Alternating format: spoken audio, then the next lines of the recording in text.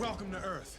Welcome everyone to our review of War of the Outer Gods for Arkham Horror, the card game. It's the latest scenario pack in Fantasy Flight's Lovecraft themed card game series. In this scenario, we have quite a simplistic plot. There are 3 factions, 3 cults, all verging for world dominance. Each faction has their own colour, their own enemies, their own treacheries, and their own agendas. There's the cult of Magan Arkat, the cult of Silenus, and the cult of Ezil Ren Raziel. And each faction has different patterns to recognise them for, so each one has different sort of themes, different enemies, different treacheries, and their own sort of style of playing. For instance, the green card is all about mutations, sort of like plant-like creatures. The blue cards all sort of like deities from the sky, from stars, celestial beings, and the red ones were like swarm enemies, insects, hive mind kind of creatures, which is a really cool theme. I really like that about this game. And this is sort of how the game plays. Each faction is warring for dominance of the Earth, and it's your goal to stop them all at once. So not only are you fighting the enemies, they're also fighting each other, which I'll explain in a second. So not only do you have this agenda order here, so we'll put the cards next to the act deck in agenda order. It goes green, blue and red. Keep these cards to the side so you can know which way to work. So if you have enemies on the game board, they'll move based on agenda order. When you refer to agenda order, you move them in agenda order, so green, blue and red. They move in that order. When you place 2 on the agendas, you'll place 2 on each agenda in agenda order. Whichever one advances first, you flip over, read the text at the back, and then read the rules and progress in the order. When one's advanced first, different effects happen. One of the cool things about this agenda is the idea of a faction winning the war first. Now, if a faction does progress through all 3 agendas, it's not the end of the world, but it's very close to it. Each one has a different sort of end depending on who wins first. So, if the green faction progresses first, you do a different resolution depending on the green card. Same with the blue, same with the red. Different endings. If you just manage to seal the gate up, another ending. Which is a really cool idea. So it might give you different ways of playing if you want to change up the ending you want to get. And there's also an optional variant where you can change the order of the factions round. This might give you a better idea of a sort of random feel, or you might want to see how the blue faction wins. Maybe put them at the top, see if they can go first, see if they win more often than the other ones. So one of the new keywords for this scenario is warring. Now if you see here on the creatures, some creature cards have the keyword warring. Now what warring means is basically they fight other creatures, which is a really unique and cool idea for Arkham Horror. So I'll just explain with a few locations and a few creatures. How warring works is when the hunter enemies move phase is the enemy phase, so as enemies of hunter that move, enemies of warring will also move as well.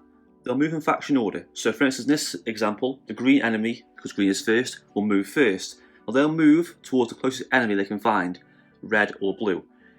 So they'll move towards any location they can, which is hunter enemies would. So this is if this could, it'll move down to here. Then, when he moves, there's an enemy already there, so he doesn't have to move. And the red will move also. If the red couldn't get to the nearest enemy, he goes close as he could, which say was there. After the enemies have moved, they'll damage each other based on their damage and sanity. So for instance, this will deal 1 damage, and 1 damage. An enemy such as the Trilog will deal 2 damage. So as before, faction order goes first, so the green will attack first and deal 1 damage, this is 1 damage back. And this is a really cool idea because what I like is you're trying to run around and get the clues, and at the same time the enemies are going back and forth and fighting each other. Most enemies in this game have aloof, so you can actually ignore enemies in total. So it kind of has this weird feel where you're sort of running around New York and Montreal trying to do investigation, and at the same time these cultists and these beasts are sort of warring over Earth in the background. Now you can engage them and slow them down, which will help you out because some enemies, for instance these enemies all have, at the end of the round, if there are no blue-green enemies in play, place 1 doom on their agenda. So each one is trying to make their agenda win first, which is a really cool idea like this scenario. There's also the return of the swarming keyword, which obviously came from the Dream Eater cycle, I think, where you put cards on the top of your deck, under the card, and they act as copies of the enemy and make it hard for them to kill. You can also place wards on agendas. Some cards will indicate place a ward on a certain agenda. It basically is like a seal. It prevents one doom being added to agenda, which is a neat idea. Let's look at the location cards. Now, I like this because it doesn't feel like it's one condensed, tight, claustrophobic location. I mean, it's not so much the horror feel, but this feels like a sort of end of world vibe to me, such as Streets of Providence, a Theme of the Empty Sky, an arcade, Streets of New York, Arkham itself, someplace in Montreal, the Burning Pit in New York, Penthouse Suite, Streets of Montreal, the Shrine of Magan Arcat, and a dimensional location. So you're going to cross, it feels like a more broad scope compared to the other scenarios that you're going to play. So as opposed to all these cards here, so the general act of the game is to discover clues, defeat cluster enemies, discover clues. Once you've done that, you can advance, and then the idea is to bring forth the seal, the whole dimensional, seal the whole dimension. So if any enemies coming through, once the whole dimension's sealed up, enemies can't come through. There's two types of play in this: the single mode or the group mode, multiplayer mode. Very similar. Once you seal off the portal, place any clues around the portal location. You seal off the location, and the multiplayer mode is basically each group must seal off the portal of their own group, which is kind of tricky. At the same time, the more these advance, the more tricky things happen. So each one has a set, obviously set enemy and treacheries. So if you look at the green cards here, when these acts advance, also agendas advance, more enemies go into play. So we have, for instance, the Bringer of Paradise enemies, a horrific Shoggoth enemy, which is pretty cool. They sort of get harder and harder. So, and then eventually into the Val Brewmaster, which is an elite enemy. And then finally, the big bad god itself, the Magan Arcat, comes into play. Once one agenda advances to the last agenda, you get a new objective. For instance here, the Egg Hatchies defeat the Magan Arcat. The other agendas get taken out of the game, along with all the enemies and treacheries, and your sole goal then changes to just defeating the enemy here. So you have basically three sort of sub-bosses to fight against, which is, I really like the idea of these, and these are really cool. This one's my favourite, the blue one. It's all sort of like celestial, like star signs and weird things in the sky, and like this really cold depth feeling with the ethereal entities, and the hewn stitch herald is a really cool idea.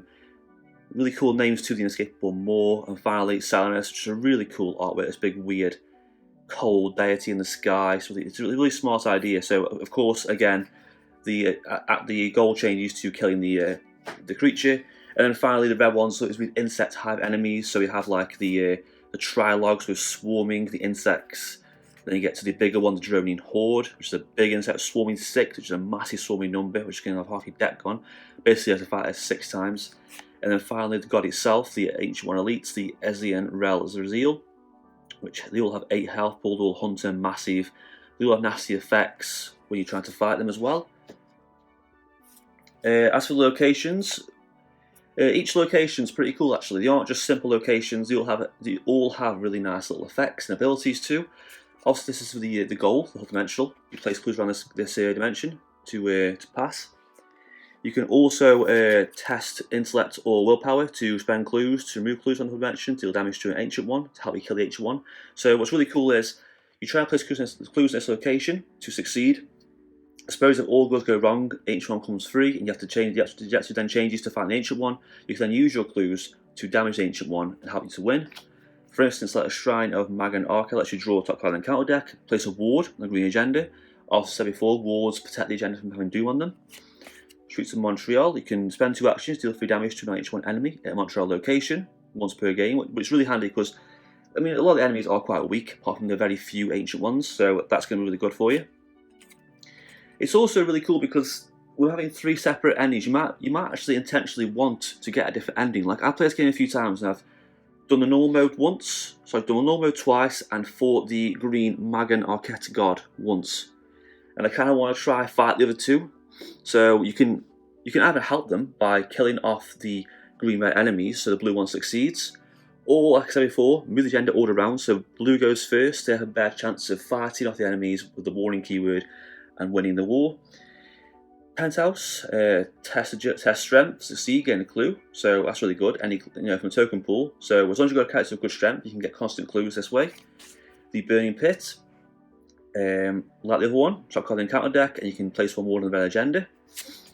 The Chateau Ramsey, test willpower, gain a clue, so if you have a good Mystic character, that's good for you. Arkham, kind of attachment, spend 1 clue, or spend 1 resource, move to cutscene location, which is handy because it's a free action. Streets of New York, the 2 actions, deal 3 damage to a non-H1 enemy in a new location, once per game, which is of course really handy. The arcade, this is where I put my character, Silas Marsh. Test for agility, gain a clue. And of course, a Fear of the Empty Sky. Top card of the encounter deck, plus 1 ward and blue agenda.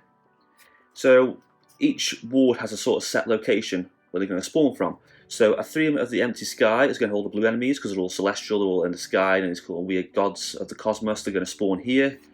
The Shrine, as you can imagine, is going to where the green enemies spawn. There's the Yag in the background there, trying to hatch some weird, god from the earth. And then finally the Burning Pit, which is where, as you can see from the picture, all the insects spawn from. And finally, I just want to talk about the cards you're going to get. These player cards here. Now these you don't get during the game, you get these after the game. So depending on how you proceed, you'll get certain rewards. Most resolutions, you'll always at least get the Cloak of the Outer Realm, which is an asset for 1, has 4 charges. When a non-elite enemy will engage you, spend 1 charge, exhaust the enemy instead, which is pretty cool. Then depending on how the different advances, you'll get this plus 1 more reward. So we have the Pocket Portal for 2. So spell has a fast keyword, forced as Pocket Portal enters play. Place your investigator mini card onto Pocket Portal and immediately end your turn. While your mini card is on Pocket Portal, you are not at any location and enemies cannot spawn and engage with you. At the start of your turn, discard Pocket Portal into any unrevealed location. This is a really handy get out of jail free disappearing spell back into the game any location you want. The Dreaded End, which is a spell, has 3 charges. Spend 1 charge, choose 1. Place a non-elite enemy at your location on top of the encounter deck, or top 5 cards in the encounter deck, discard 2 of them and return the rest to the top in any order, which is a really good thing to do with 3 charges. Being able to manipulate the encounter deck to suit your own needs is really handy. The Blade of Arkham, which obviously is going to resolve from the green solution, is a asset for 1, a weapon. So for a free action, exhaust the blade and spend 1 resource. Move 1 resource onto the blade from the token pool. And then fight. You get +1 for each resource on Blade of Arquette. If you succeed, remove up to 3 resources from Blade of Arquette to deal that much additional damage to attacked enemy. So you can do up to 3 additional damage just from attacking this item, which is really cool. And lastly, we have the Enchanted Skull, which is a item relic. For free action, exhaust Enchanted Skull. This top card in your deck face down underneath Enchanted Skull. You get +1 to the skill test for each card underneath Enchanted Skull, and discard 1 card from underneath Enchanted Skull at random. So this is a pretty, it's pretty sort of risk and reward. You basically top card your decks under here, and the more you have, the more +1s you're going to get to a skill test for each card underneath, and discard 1 card from underneath Enchanted Skull. It's pretty cool at some point in the game when you've got plenty of assets out, you've got a good hand of cards, you don't need to draw many more cards, you get everything you need. You can put cards under here to help boost up your skills, which is a really cool idea. I like that. I really like the Blade, to be honest, it's my favourite. And that's pretty much it for my quick review of this scenario. I'm going to do a playthrough tomorrow for you, so you can watch that. I'm not sure I put ranks in my favourites. I still really like Murder Excelsior Hotel. I like the idea of being in a hotel and the murder mystery kind of vibe I get from that. But this is a great sort of end-of-world theme to it, and I love that. That's one of the things I love about the mythos and Lovecraft mythos. It's why I like Eldritch Horror. I like the idea of trying to save the world and like some big, really cool ancient god trying to come down and destroy the earth. And it's just really, I just like the idea of having these 3 separate gods. They've all got cool names. They're all really cool designs. The artwork's really smart. It's a really unique idea of the different factions and the warring keyword. Seeing enemies fight each other while you're trying to navigate around and do your own thing, it's really fun. And it's going to be great in multiplayer too, because you can have someone working on their own thing, trying to get clues. Someone can try and stop certain enemies to balance these agendas out, to sort of give agendas sort of boosts and slow them down a little bit. So this scenario is going to be really good in multiplayer. But it's just as fun as single player too. I've played single player, it's been really fun. And that's it for this quick review. I hope you enjoyed this. Any questions about the scenario, just let me know in the comments below. Playthrough will be tomorrow, so you can happily watch that. I might even do a live stream, so look forward to that tomorrow of the playthrough of War of the Outer Gods. If you could leave a like and subscribe, I'd appreciate that, and thanks for watching.